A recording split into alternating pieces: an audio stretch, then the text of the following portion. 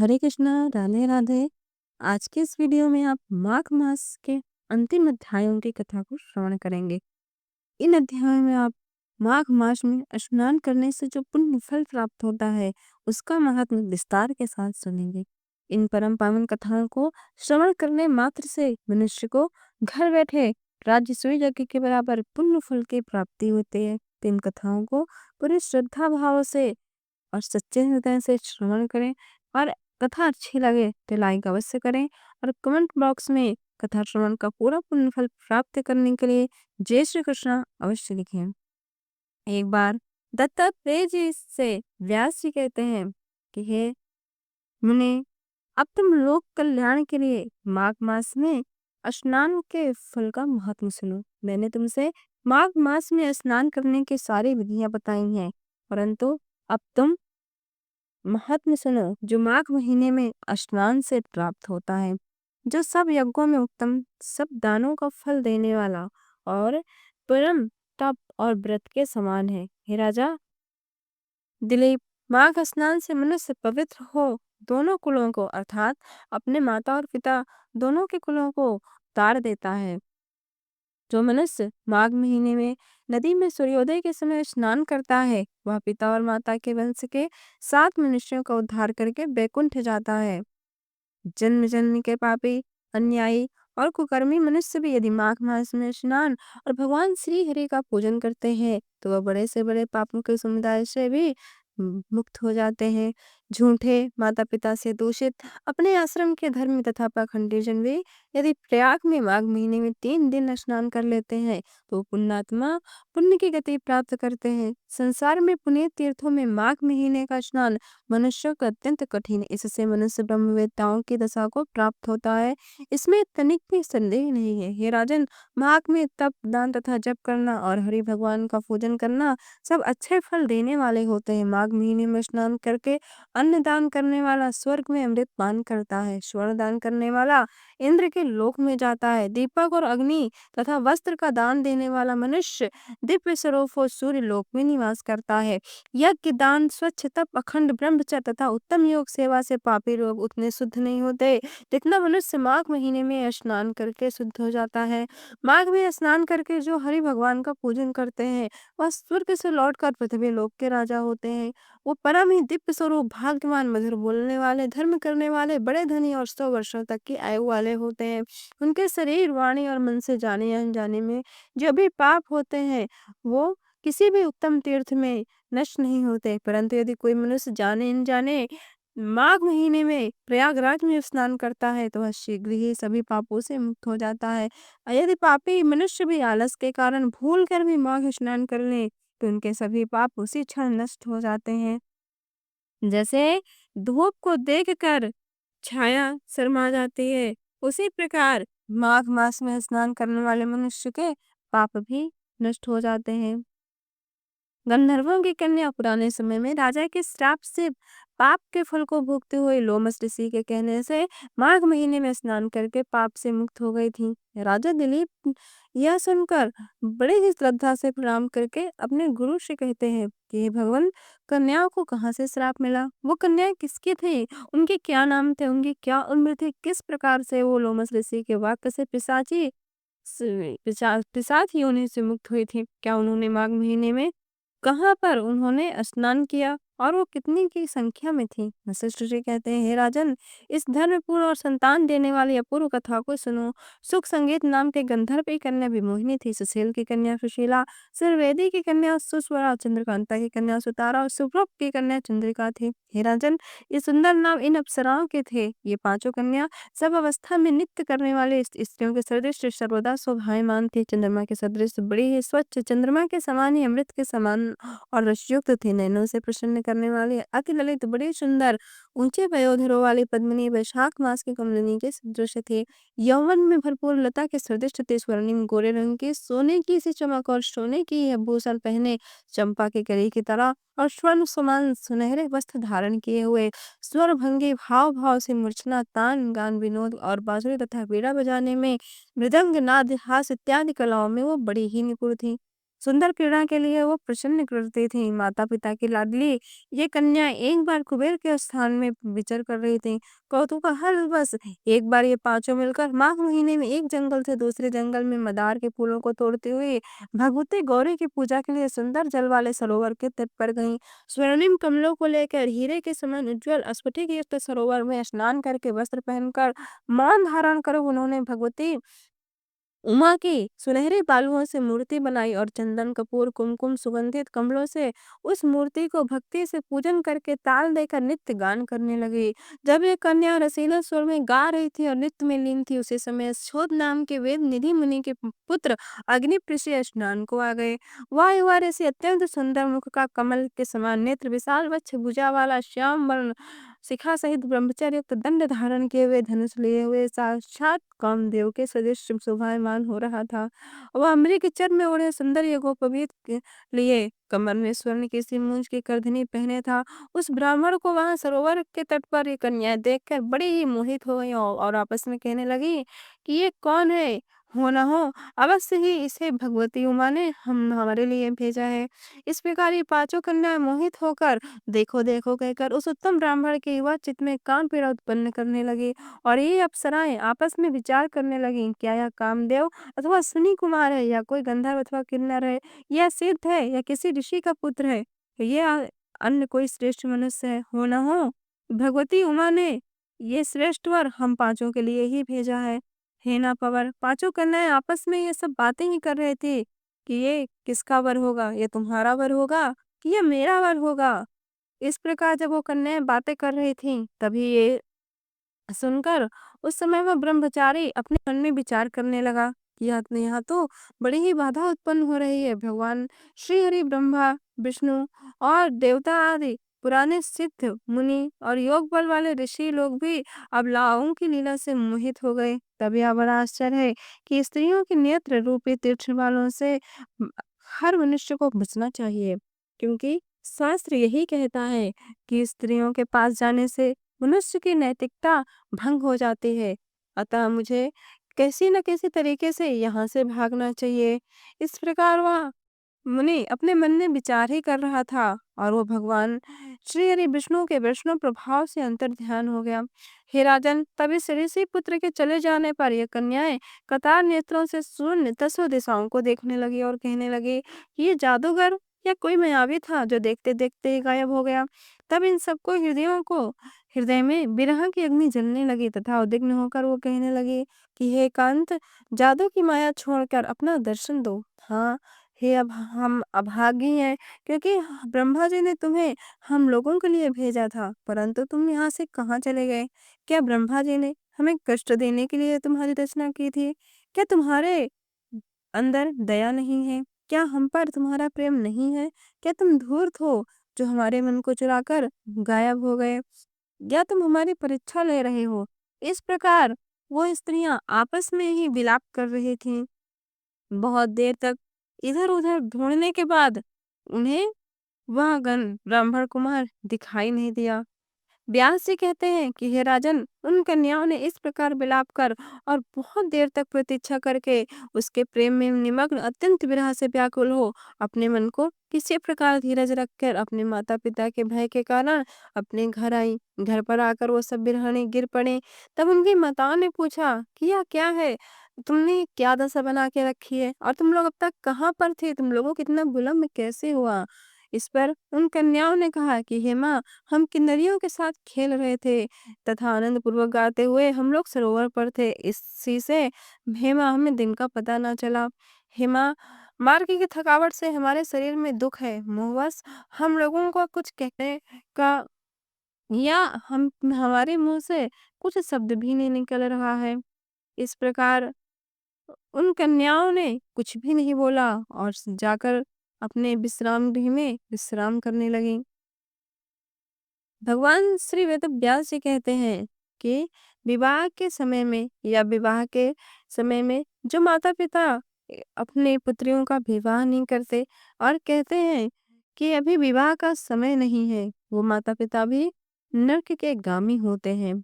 इस प्रकार अ, उनके माता पिता ने उन कन्याओं से कहा कि हे पुत्रियों, हमने तुम लोगों का स्वयंवर रचा है, क्योंकि हे कन्याओं सुनो, मेरा इस समय तुम लोगों का स्वयंवर करना अत्यंत उचित है। परंतु उन कन्याओं ने कहा कि हे माँ, हमें कल सुबह फिर सरोवर में स्नान के लिए जाना है, तो आप स्वयंवर का विचार अभी त्याग दो, हम बाद में देखेंगे। इस प्रकार दूसरे दिन वो कन्याएं फिर स्नान के लिए उसी सरोवर में गईं।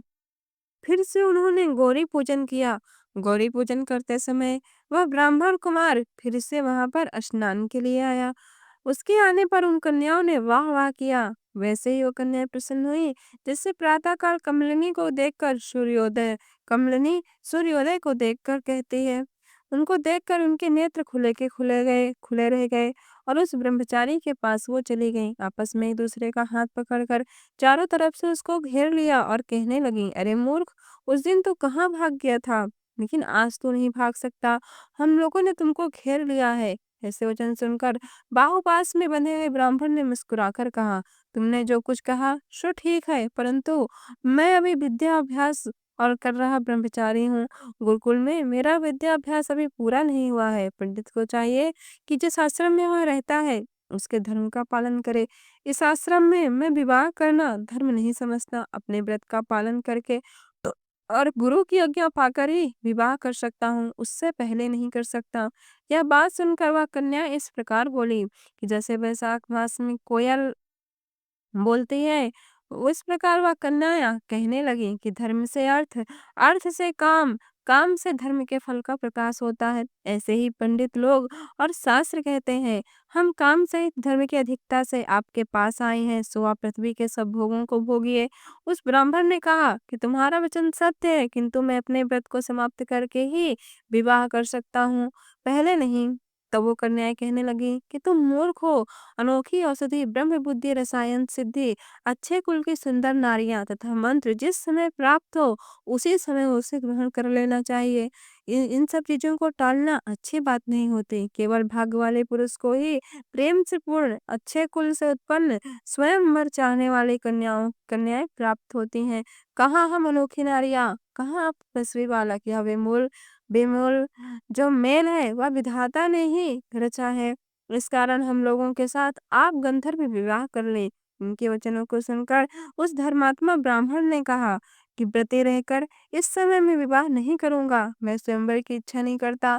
इस प्रकार उसके वचन सुनकर उन्होंने एक दूसरे का हाथ छोड़कर उसको पकड़ लिया। सुशील और सुरस्वरा ने उसकी भुजाओं को पकड़ा, सुतारा ने आलिंगन किया और चंद्रिका ने उसका मुख चूम लिया। परंतु फिर उसने क्रोधित होकर उनको श्राप दे दिया कि तुम डायन की तरह मुझसे चिपटी हो, इस कारण तुम पिशाचिनी हो जाओ। ऐसा श्राप देने पर वह उसको छोड़कर अलग खड़ी हो गई। उन्होंने कहा कि हम निरपराधियों को वृथा तुमने श्राप दिया, तुम्हारी इस धर्मज्ञता पर धिक्कार है। प्रेम करने वालों से बुराई करने वालों का सुख दोनों लोकों में नष्ट हो जाता है, इसलिए तुम भी हम लोगों के साथ पिशाच हो जाओ। तब वो आपस के क्रोध से उस सरोवर पर पिशाच और पिशाचनी हो गए और बस पिशाच और पिशाचनी कठिन शब्दों से चिल्लाते हुए अपने कर्मों को भोगने लगे। वशिष्ठ जी कहते हैं कि हे राजन, इस प्रकार वह पिशाच उस सरोवर के इधर उधर फिरते रहे। बहुत समय पश्चात मुनियों में श्रेष्ठ लोमस ऋषि पौष शुक्ला चतुर्दशी को उस शोध सरोवर पर स्नान करने के लिए आए। जब क्षुधा से दुखी इन पिशाचों ने उनको देखा तो उनकी हत्या करने के लिए एक गोला बनाकर उनको चारों तरफ से घेर लिया। वेदनिधि ब्राह्मण भी वहां पर उसी समय आ गए और उन्होंने लोमस ऋषि को साष्टांग प्रणाम किया। वो पिशाच ऋषि के तेज के सामने ठहर ना सके और दूर जाकर खड़े हो गए। वेदनिधि हाथ जोड़कर लोमस ऋषि से कहते हैं कि भाग्य से ही ऋषियों के दर्शन होते हैं और भाग्य से ही ऋषियों का आगमन होता है। फिर उन्होंने गंधर्व कन्या और अपने प्रिय पुत्र का परिचय देकर सारा वृत्तांत सुनाया और कहा, हे मुनिवर, यह सब श्राप मोहित होकर आपके सम्मुख खड़े हैं। आज इन बालकों का निस्तार होगा, जैसे सूर्योदय होने पर अंधेरे का नाश होता है। वशिष्ठ जी कहते हैं कि हे पुत्र, कि अपने पुत्र के दुख से दुखी वेदनिधि ब्राह्मण के ऐसे वचन सुनकर लोमस ऋषि के नेत्रों में जल भर आया और वेदनिधि कहने लगे कि मेरे प्रसाद से बालकों को शीघ्र स्मृति पैदा हो। मैं उनका धर्म कहता हूँ जिससे इनका आपस का ज्ञान विलीन हो जाए। एक बार प्रेम से बोलिए भगवान महादेव की जय। वेद निधि कहते हैं कि महर्षि धर्म को जल्दी ही कहिए क्योंकि श्राप की अग्नि बड़ी दुखकारक होती है। लोमस ऋषि कहने लगे कि यह सब मेरे साथ नियम पूर्वक यदि माघ स्नान करें तो अंत में यह सब अवश्य ही श्राप से छूट जाएंगे। मेरा यह निश्चय है, सुख तीर्थ में माघ स्नान करने से श्राप का फल नष्ट हो जाएगा। 7 जन्मों के पाप तथा इस जन्म के पाप माघ मास में तीर्थ स्नान करने से नष्ट हो जाते हैं। इस सचोट में स्नान करने से अवश्य ही इन्हें मोक्ष की प्राप्ति होगी। राजसूय और अश्वमेध यज्ञ से भी अधिक फलदायक माघ मास में स्नान है, अतः संपूर्ण पापों का सहज में ही नाश हो जाए। तो इसलिए क्यों न माघ मास में स्नान किया जाए। इस प्रकार लोमस जी के कहते हैं कि पूर्व काल में अवंती नामक नगरी में वीरसेन नाम का राजा था। उसने नर्मदा के किनारे राजसूय यज्ञ किया और अश्वमेध यज्ञ भी किए, जिनके खंभे सोने के बनाए गए। ब्राह्मणों का अन्न का बहुत सा दान किया गया और बहुत सी गाय, सुंदर वस्त्र और सोने के आभूषण दान में दिए। वह देवताओं का भक्त और दान करने वाला था। भद्रक नाम का एक ब्राह्मण, जो अत्यंत मूर्ख, कुलहीन, कृषि कार्य करने वाला, दुराचारी तथा अधर्मी था, वह भाई बंधुओं का त्यागा हुआ इधर उधर घूमता हुआ देव यात्रियों के साथ प्रयाग में आया और माघ में उनके साथ 3 दिन तक स्नान किया। वह 3 दिन में ही निष्पाप हो गया और वह अपने घर चला गया। वह ब्राह्मण और राजा दोनों एक ही दिन मृत्यु को प्राप्त हुए। मैंने इन दोनों को बराबर इंद्रलोक में देखा। तेज रूप, बल, स्त्री, वस्त्र और आभूषण में दोनों एक समान थे। ऐसा देखकर उसके महात्म को क्या कहा जाए। राजसूय यज्ञ करने वाला स्वर्ग का सुख भोग कर फिर से जन्म लेता है, परंतु संगम में स्नान करने वाला जन्म मरण से मुक्त हो जाता है। गंगा और यमुना के संगम की हवा के स्पर्श से ही बहुत से दुख नष्ट हो जाते हैं, अधिक क्या कहें। और किसी भी तीर्थ में किए गए पाप माघ मास में प्रयाग में स्नान करने मात्र से नष्ट हो जाते हैं। मैं पिशाच मोचन नाम का एक पुराना इतिहास सुनाता हूँ। इस इतिहास को यह कन्याएं और तुम्हारा पुत्र भी सुने, उससे अवश्य ही इनको स्मृति प्राप्त होगी। पुराने समय में देवदूती नाम का एक बड़ा गंभीर और वेदों का पारंगत एक वैष्णव ब्राह्मण था। उसने पिशाच को निर्मुक्त किया था। वेद निधि कहने लगे कि वह कहाँ का रहने वाला, किसका पुत्र, किस पिशाच को उसने कब निर्मुक्त किया था। आप विस्तार पूर्वक यह सब कथा सुनाइए। लोमस ऋषि कहते हैं कि किलपग्ग से निकली हुई सुंदर सरस्वती के किनारे उसका स्थान था। जंगल के बीच में पुण्य जल माली सरस्वती बहती थी। वन में अनेक प्रकार के पशु भी विचरते थे। उस ब्राह्मण के श्राप के भय से वन भी सुंदर चलती थी और वन चैत्र रथ के समान था। उस जगह धर्मात्मा देवदूती रहता था। उसके पिता का नाम सुमित्र था और लक्ष्मी के वरदान से उत्पन्न हुआ था। वह सदैव आत्मा को स्थिर रखता, गर्मी में अपने नेत्र हजूर की तरफ रखता, वर्षा में खुली जगह पर तपस्या करता, हेमंत ऋतु में सारस्वत सरोवर में बैठता और त्रिकाल संध्या करता। जितेंद्रिय और सत्यवादी भी था। अपने आप गिरे हुए फल और पत्तियों का भोजन करता था। उसका शरीर सूख कर हड्डियां मात्र रह गई थी। इस प्रकार उसको तप करते हुए देख वहां पर 1000 वर्ष बीत गए। तप के प्रभाव से उसका शरीर अग्नि के समान प्रज्वलित था। विष्णु की प्रसन्नता से वह सब कर्म किया करता था। दधिच ऋषि के वरदान से ही वह श्रेष्ठ विष्णु हुआ था। एक समय उस ब्राह्मण ने बैसाख महीने की एकादशी को भगवान श्री हरि का पूजन करके उनकी सुंदर स्थिति था विनती की। उस समय उनकी विनती सुनकर भगवान उसी समय गरुड़ पर चढ़कर आए और चतुर्भुज विशाल नेत्र मेघा ऐसे स्वरूप और भगवान को स्पष्ट देखकर प्रसन्नता के मारे उसकी आंखों में आंसू भर आए और कृतकृत्य होकर उसने भगवान को प्रणाम किया। उसने अपने शरीर को भी याद न रखा और भगवान के ध्यान में लीन हो गया। तब भगवान ने कहा कि हे देवदूती, मैं जानता हूँ कि तुम मेरे भक्त हो, मैं तुमसे अति प्रसन्न हूँ, तुम वर मांगो। इस प्रकार भगवान के वचन सुन प्रेम के मारे लड़खड़ाती हुई वाणी में वह कहने लगा कि हे देवाधिदेव, हे भगवान श्री हरि विष्णु, अपनी माया से शरीर धारण करने वाले आपका दर्शन देवताओं को भी दुर्लभ है, परंतु हे महान, हे प्रभु, अब मुझे आपका दर्शन हो गया, अब मुझे और क्या चाहिए।